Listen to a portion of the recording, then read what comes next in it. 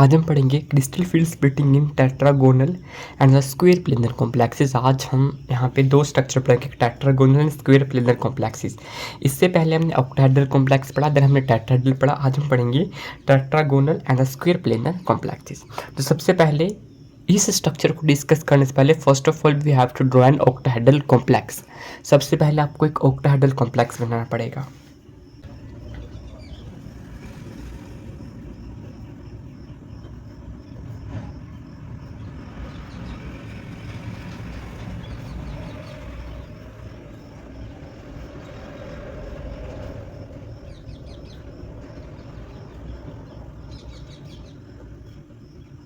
तो ये आपका ऑक्टाहेड्रल कॉम्प्लेक्स होता है, हमने ऑलरेडी पढ़ लिया है। ये लीगेंड्स होंगे, कितने लीगेंड्स होते हैं ऑक्टाहेड्रल कॉम्प्लेक्स? 6 लीगेंड्स होते हैं, 6 ligands in octahedral complex. This central atom is surrounded by 6 ligands. तो लीगेंड होंगे ये एक्सिस के लॉन्ग लाई करते हैं, एक्स वाई एंड ये जेड एक्सिस, ठीक है। तो ये ऑक्टाहेड्रल है।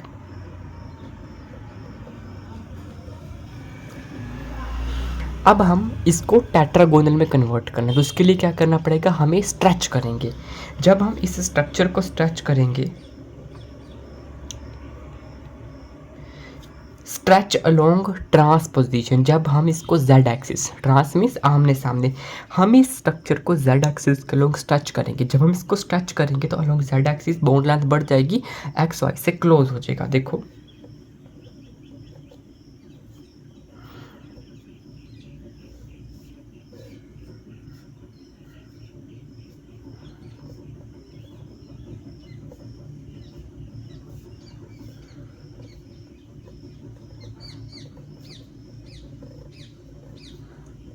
ये डॉटेड लाइंस लगा रहा हूँ मैं, है ना।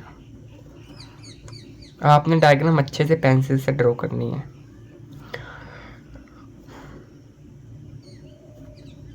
जब हमने इस स्ट्रक्चर को स्ट्रेच कर दिया तो जो लीगेंड है, जो आपकी स्ट्रक्चर है, वो ऊपर से स्ट्रेच कर दिया, तो ये एक्स और वाई पोर्शन आपस में क्लोज हो चुके हैं।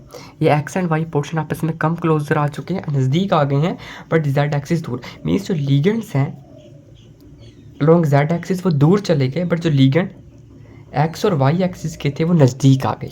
यहाँ पे नॉर्मल डिस्टेंस है, सभी एक ही डिस्टेंस से दूर है, बट हमने यहाँ पे जेड एक्सिस के लोग स्ट्रेच की स्ट्रक्चर, तो नज़दीक आ गए। तो जेड एक्सिस के लोग से स्ट्रेच की तो ये वाले लीगेंड्स दूर चल चुके हैं एक्सिस वाले, बट ये वाले नज़दीक आ गए। तो पहले मैं आपको डी एक्स के आपके ऑर्बिटल्स उनकी स्ट्रक्चर बताऊँ, जिससे आपको क्लियर और अच्छे से होगा।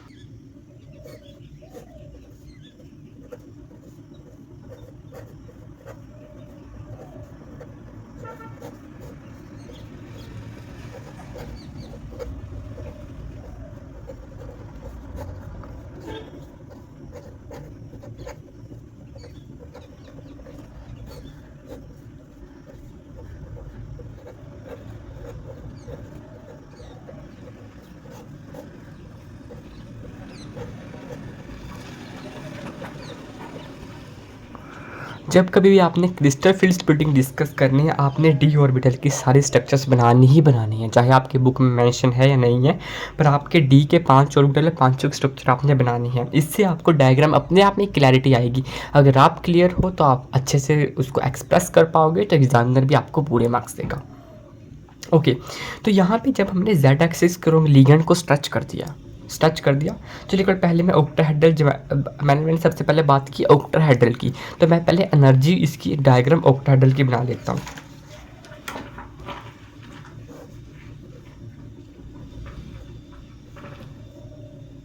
ऊपर को एनर्जी लाई कर रही है,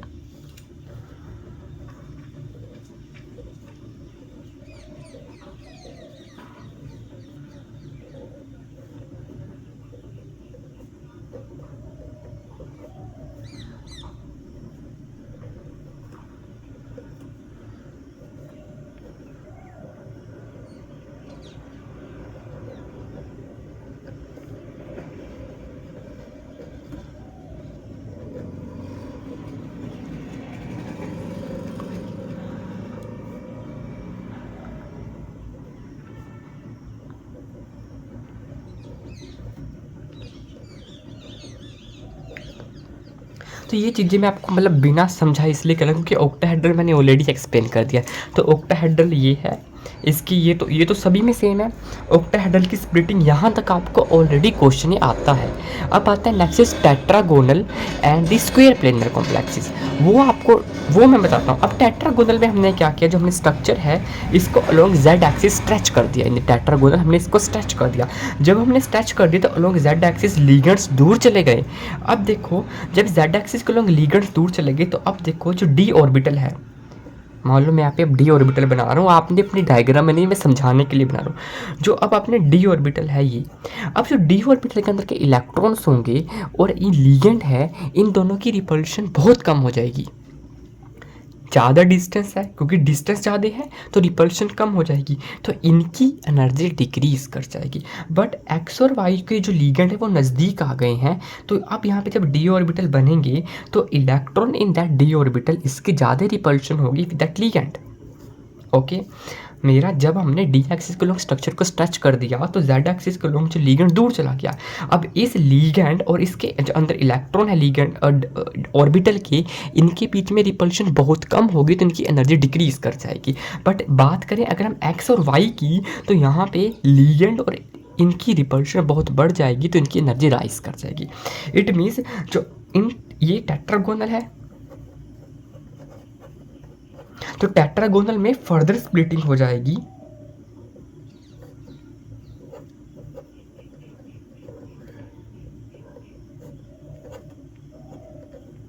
ठीक है, डी जेड स्क्वायर की एनर्जी डिक्रीज कर जाएगी। क्यों करेगी? क्योंकि यहाँ पे रिपल्शन कम है, क्योंकि डिस्टेंस ज़्यादा है। यहाँ पे इसकी एनर्जी बढ़ जाएगी क्योंकि यहाँ पे रिपल्शन ज़्यादा है। रिपल्शन ज़्यादा मीन्स बॉन्ड लेंथ कम हो चुकी है। डन है। अब सिमिलरली निचले केस के लिए भी जब एक्स और वाई लिगेंड नज़दीक आ चुके हैं तो रिपल्शन नीचे भी ऐसे ही होगा। ये देखो डी एक्स वाई के केस में भी ऐसे ही होगा। डी एक्स वाई केस में एनर्जी बढ़ जाएगी, पर D X D Y Z और डी जेड एक्स के केस में एनर्जी डिक्रीज कर जाएगी, क्योंकि अलोंग जेड एक्सिस हमने लिगेंड को टच कर दिया, खींच दिया स्ट्रक्चर को। अब यहाँ पे रिपल्शन कम है, रिपल्शन कम हो रही, मतलब देखो डिस्टेंस ज़्यादा है तो रिपल्शन कम है तो उसकी एनर्जी डिक्रीज। जेड एक्सिस के अलोंग जितने भी आपके लिगेंड्स हैं विद उनकी रिपल्शन कम होगी with respect to the electron in the orbital D. ठीक है, तो ये आपकी स्ट्रक्चर है। अब नेक्स्ट स्टेप में हम करेंगे, हम बनाएंगे structure of square planar complex. पहले उससे पहले आप जैसे जैसे करते जाएंगे। अब ये किसकी स्ट्रक्चर है? This is tetragonal.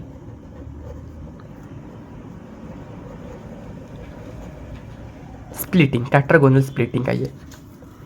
अब तीसरे पर हम पढ़ेंगे स्क्वायर प्लेनर स्ट्रक्चर। अब स्क्वायर प्लेनर स्ट्रक्चर में जेड एक्स को टोटली रिमूव कर देंगे। जब हमने जेड एक्स को टोटली रिमूव किया तो स्ट्रक्चर कैसी बनी हमारी?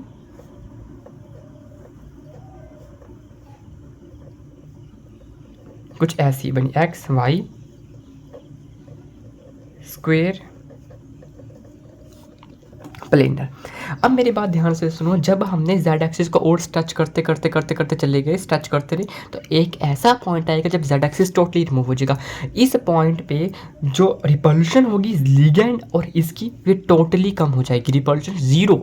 रिपल्शन कम है तो एनर्जी पूरी और डिक्रीज हो जाएगी। बट यहाँ पे एक्स एंड वाई और क्लोज आने लगे। जैसे जैसे हम जेड को खींचते जाएंगे, एक्स, देखो आप कोई भी चीज़ लो, जब आप उसको खींचोगे अब वो दूसरी साइड से नज़दीक आती जाएगी। तो जैसे जैसे हम जेड एक्सिस को खींचते चले जाएंगे, एक्स एंड वाई नज़दीक आता जाएगा। ये नज़दीक आएगा तो ये बहुत नज़दीक आ गया। अब जो ये लिगेंड है इनमें और जो डी ऑर्बिटल होंगे, यहाँ पे डी के ऑर्बिटल होंगे, उनके अंदर जो इलेक्ट्रॉन, इनकी रिपल्शन बहुत हाई हो जाएगी। तो आपको पता है रिपल्शन डायरेक्टली एनर्जी, रिपल्शन बढ़ेगी तो एनर्जी बढ़ जाएगी, तो इसकी एक्स और वाई की ऑर्बिटल की एनर्जी बढ़ जाएगी। मेरे कहने का सिंपल लैंग्वेज में मतलब ये है, जिनकी एनर्जी बढ़ रही थी टेट्रागोनल में उनकी और बढ़ जाएगी, जिनकी कम हो रही थी उनकी और कम हो जाएगी। डी एक्स स्क्वायर की और बढ़ जाएगी और डी जेड स्क्वायर की डिक्रीज हो जाएगी। यहाँ पे डी एक्स एंड वाई की, डी एक्स वाई की इंक्रीज हो जाएगी और डी वाई जेड और डी जेड एक्स की डिक्रीज हो जाएगी। ये है स्क्वायर प्लेनर स्प्लिटिंग। सो आपने इस डायग्राम को अच्छे से समझना है। आपने अपने एग्ज़ाम में जब आप इस क्वेश्चन को अटैम्प्ट करोगे तो आपने हर एक चीज़ को एक्सप्लेन करना है, ठीक है। आपने लिखना है first of all we take an octahedral complex, then आपने डी ऑर्बिटल तो आपने सभी के बना देने हैं। उसके बाद आपने लिखना है we now we have to stretch along Z axis, the ligand along Z axis stretch in then from X and Y the ligand from X and Y are come closer, ठीक है। एक नज़दीक आ जाएंगे, स्ट्रेच कर दिया तो यहाँ पे रिपल्शन कम हो जाएगी, यहाँ पे रिपल्शन बढ़ जाएगी। जहाँ पे रिपल्शन बढ़ेगी वहाँ पे एनर्जी बढ़ जाएगी, जहाँ पे रिपल्शन कम होगी वहाँ पे एनर्जी डिक्रीज।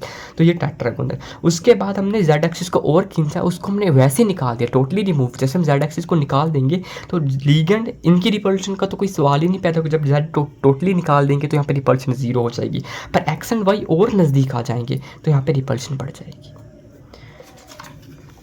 ठीक है। तो ये आपने डी ऑर्बिटल बनाने हैं सभी के अंदर। ये आपकी एनर्जी लेवल डायग्राम है। पहले ऑक्टाहेड्रल स्प्लिटिंग तो आपको आती थी, उसके बाद हमने जब टेट्रागोनल की तो कुछ लीगेंड के ज़्यादा रिपल्शन की, कुछ की रिपल्शन कम होगी तो उनकी एनर्जी में भी चेंज आएगा। तो ये है आपको टेट्रागोनल के, अगर आपको पता है ना तो आप स्क्वायर प्लेन की इजीली बना सकते हो। क्योंकि टेट्रागोनल है, उसके बाद टेट्रागोनल में जिसकी एनर्जी बढ़ रही है उसकी और बढ़ा दो, जिसकी कम उसकी और कम कर दो स्क्वायर प्लेनर में, ठीक है। तो ये था क्रिस्टल फील्ड स्प्लिटिंग। आपने ये डायग्राम सारी बनानी है, पहले ये फिर ये थ्योरी आप अपने आप लिख सकते हैं। अगर आपने बुक की हेल्प लेनी तो बुक की हेल्प ले सकते हैं, वरना जो मैंने आपको सारे पॉइंट एक्सप्लेन किया आप उनको नोट डाउन कर लेना। एक और छोटा सा पॉइंट है, जब हमने किसी भी स्ट्रक्चर को स्ट्रेच किया तो इस प्रोसेस को हम कहेंगे इलोंगेशन,